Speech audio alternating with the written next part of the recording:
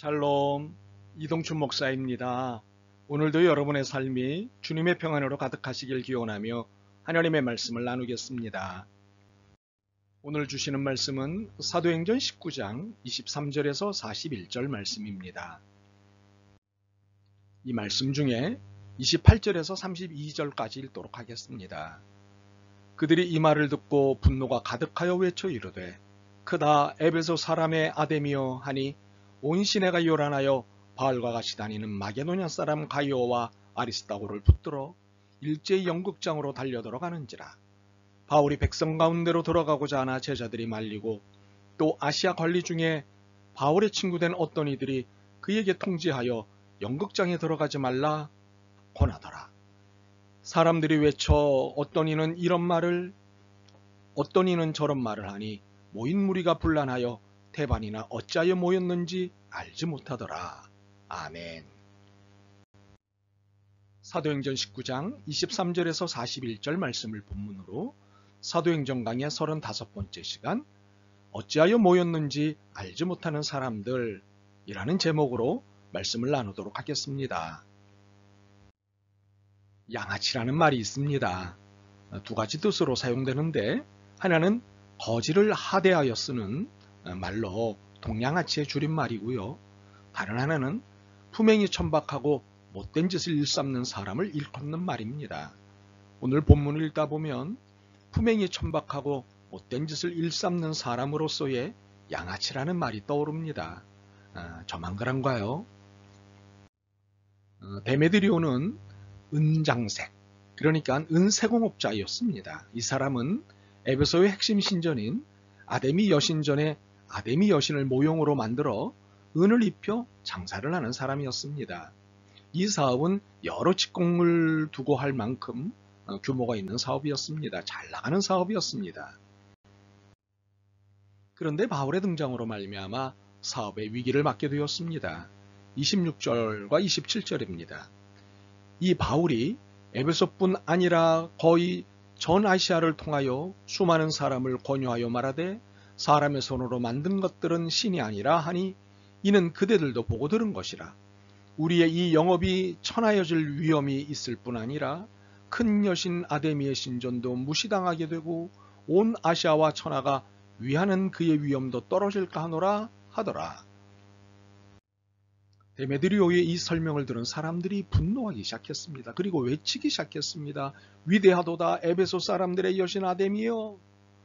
그리고 바울과 함께 다니는 사람들 중 가이오와 아리스다고를 붙잡아 극장으로 몰고 들어갔습니다. 그리고는 모여든 사람들끼리 서로 말을 하는데 과관이 아닙니다.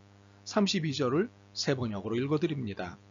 극장 안에서는 더러는 이렇게 외치고 더러는 저렇게 외치는 바람에 모임은 혼란에 빠지고 무엇 때문에 자기들이 모여들었는지조차 알지 못하는 사람이 많았다.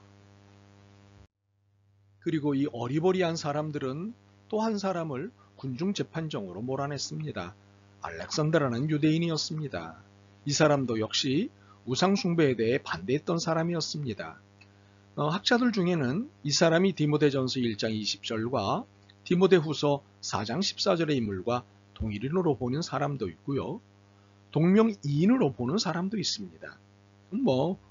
누가 됐든 누구든 큰 문제는 없습니다. 다만 이 사람이 자신에 대해 변명하려고 했으나 광분한 군중들에 의해 변명의 기회를 얻지 못했다는 것입니다.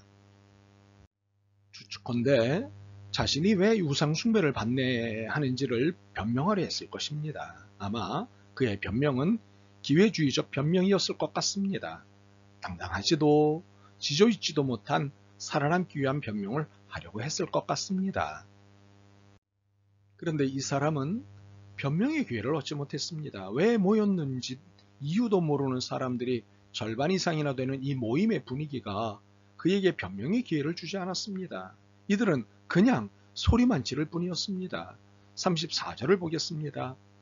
그들은 그가 유대인인 줄 알고 다 한 소리로 외쳐 이르되 그다 에베소 사람의 아데미여 하기를 2시간이나 하더니 절반이 넘는 사람들이 왜 모였는지도 모른 채 에베소 사람의 아데미 여신은 위대하다는 말만 2시간이 넘게 외친 것입니다. 이 광경을 지켜보던 시청서 기관이 더 이상 이것을 지켜보지 않고 무리를 제지하고는 다음과 같이 말하였습니다.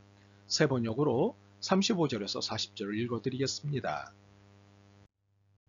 에베소 시민 여러분, 우리의 도시 에베소가 위대한 아데미 여신과 하늘에서 내린 그 신상을 모신 신전 수호자임을 모르는 사람이 어디 있겠습니까? 이것은 부인할 수 없는 사실이니 여러분은 마땅히 진정하고 절대로 경솔한 행동을 해서는 안 됩니다. 신전 물건을 도둑질한 사람도 아니요, 우리 여신을 모독한 사람도 아닌 이 사람들을 여러분은 여기에 끌고 왔습니다. 그러므로 데메드리오와 그와 함께 있는 직공들이 누구를 걸어서 송사할 일이 있으면 재판정도 열려 있고 총독들도 있으니 당사자들이 서로 고소도 하고 맞고소도 해야 할 것입니다. 여러분이 이 이상으로 해결하자 하는 어떤 문제가 있으면 그것은 정식 집회에서 처리되어야 할 것입니다. 우리는 오늘 일어난 이 일 때문에 소요죄로 문책을 받을 위험이 있습니다. 우리는 이 소요를 정당화할 수 있는 아무런 명분이 없습니다. 그리고는 그 모임을 해산시켰습니다. 우리는 바울을 고소한 데메드리오로부터 촉발된 이 소요 사태에서 몇 가지 사실을 볼 수 있습니다. 첫 번째는 데메드리오의 고발의 명분은 이기적이고 맹신적이었다는 사실입니다. 오직 자신의 사업에 방해된다는 이유 때문에 바울을 싫어했으면서도 명분은 에베소의 아데미 여신을 무시하고 그 숭배를 방해한다는 것이었습니다. 두 번째는 데메드리오의 선동에 동요된 사람들 중절반 이상이 이유도 모른 채 소요에 참여하였다는 것입니다. 세 번째는 선동에 참여한 사람들은 알렉산더의 변명을 들으려 하지 않았다는 것이지요. 네 번째는 시청서 기관이 이 소요에 대한 평가는 그야말로 어퍼컷 그리고 훅이었던 것입니다. 이 고발과 이 집회는 불법입니다. 그러므로 소유죄에 해당합니다. 바울 당시의 이러한 모습이 현 대한민국에서도 일어나고 있습니다. 서울구치소에는요, 지금도 일주일에 한두 번씩 태극기, 성조기, 이스라엘기를 흔드는 사람들이 모입니다. 참으로 어찌하여 모였는지 알지 못하는 사람들에 의해 민족의 역사와 자존감이 상실되고 있습니다. 여전히 일제 부역자들과 그 후손들에 의해 대북관계, 대일관계, 대미관계 등이 비도덕적이고 반민족적이 되어 있습니다. 그러나 우리 신앙인은 어찌하여 모였는지 알지 못하는 사람들이 되어서는 안 됩니다. 분명한 역사관과 세계관에 의해 살아가야 합니다. 영적 자부심만이 아닌 건강한 역사의식 속에 민족과 세계를 이끌어야 합니다. 바라기는 역사의식 분명하고 세계관 또한 신앙적인 여러분이 되시길 소망합니다. 아멘.